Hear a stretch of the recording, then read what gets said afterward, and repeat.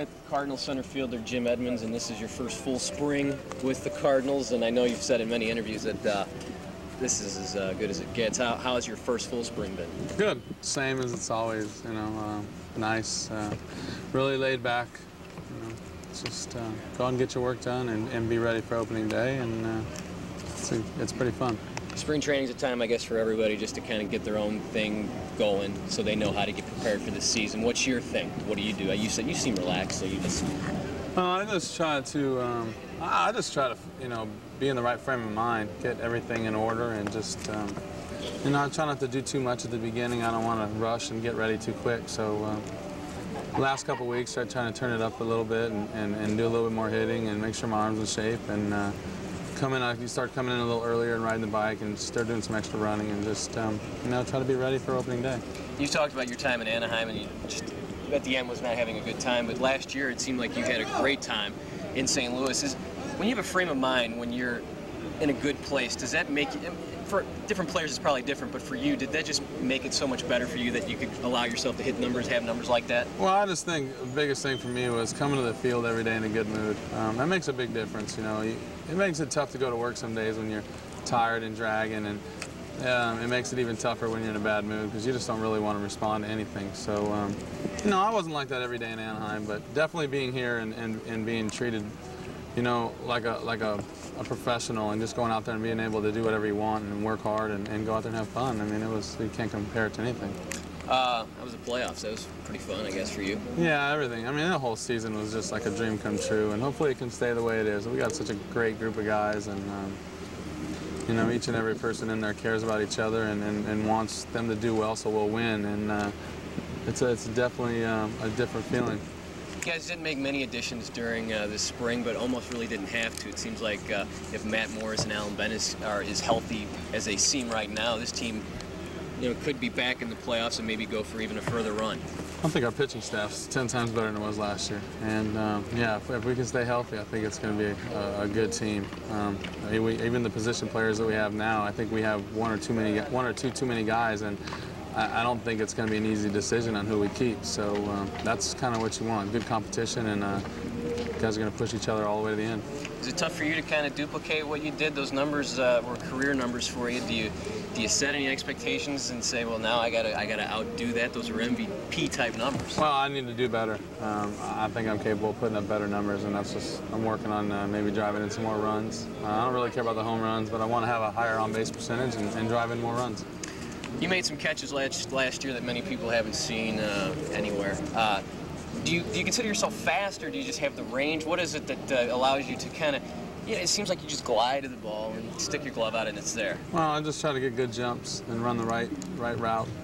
Just, you know, go to where the ball's going to go and not try to chase the ball around the field, you know, try to beat it to where it's going to be. And I think that's just the way I play the game. I mean, I don't try to do anything special. I just try to go catch the ball, and I know those guys that are throwing those pitches would like me to catch them, so that's what I try to do.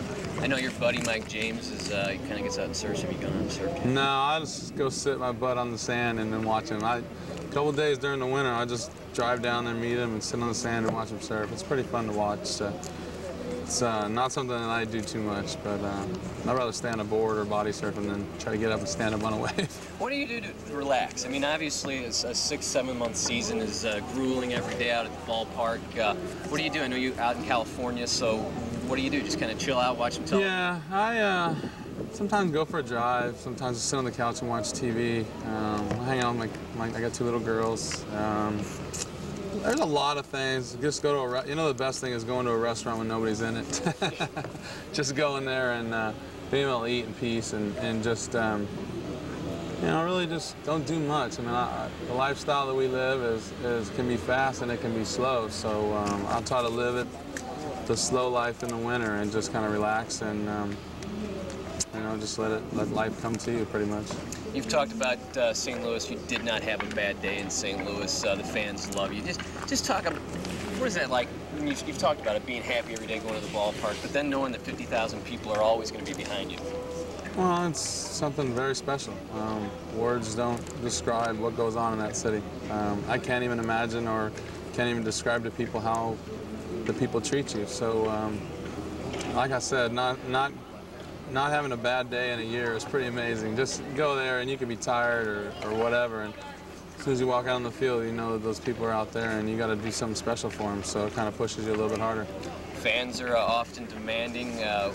We like to see what players like to do with the fans. How are you with autographs? What's like, you know, do you enjoy giving those? Do you like giving them out? And what's the best way if fans are wanting to get a Jim Edmonds autograph? Well, I try to do the best I can, but the problem is there's so many people. It's hard to get everybody. So what I try to do is when I'm going to sign, I just try to sign a few. I mean, I can sit there for hours and hours and hours and never stop, but fortunately life has to move on, and you know, I got work to do when I'm on the field, and I just hope people understand that, you know, I do the best I can. Sometimes I don't have time. Same with Mark, same with anybody. We try to do what we can, and sometimes we don't get to everybody, so I hope that people don't get too disappointed. And fans can be unruly sometimes. There's some hecklers out there. What's the best heckle you've heard? And no, you don't want to hear. Plenty, but you don't want to hear. It's just I don't like when people get personal. It's sad, but it's just the way it goes. It gets pretty nasty in New York sometimes, but it's part of the game, and it's funny sometimes, but it just gets old after a while. But on the most part, people are pretty respectful. Is there a way to do it right? Is there a way heckle? Yeah, I mean, if you're not going to curse and you're not going to attack them personally, or do you rather just not have it? I mean, that's one of the things why I stay in the house so much in the off season, because I can't go and watch games, sporting events and stuff, because people just don't understand how hard it is to be a professional athlete or an actor or whatever. I mean, you have a regular job, you know how it is to do your job, and you can't be perfect all the time, so it kind of gets frustrating when you can hear people saying, how do you miss that shot, or how do you drop that ball, and people should try it sometime. Exactly. You guys hungrier this year. Obviously, the games against the Mets were so close. You know, it was a short series, but you guys were close in every game, and it kind of makes you hungry. Is there like a feeling now that maybe you missed out on something and this could be the year? I'm not seeing a hunger. I'm seeing a professionalism to go out and do your job better. I think everybody in here, we don't talk about losing, winning, how far we need to go. We talk about being a better team, being a more professional team, and learn how to deal with the adversities that come up during the year and try to overcome them and try to understand them and do whatever it takes to win.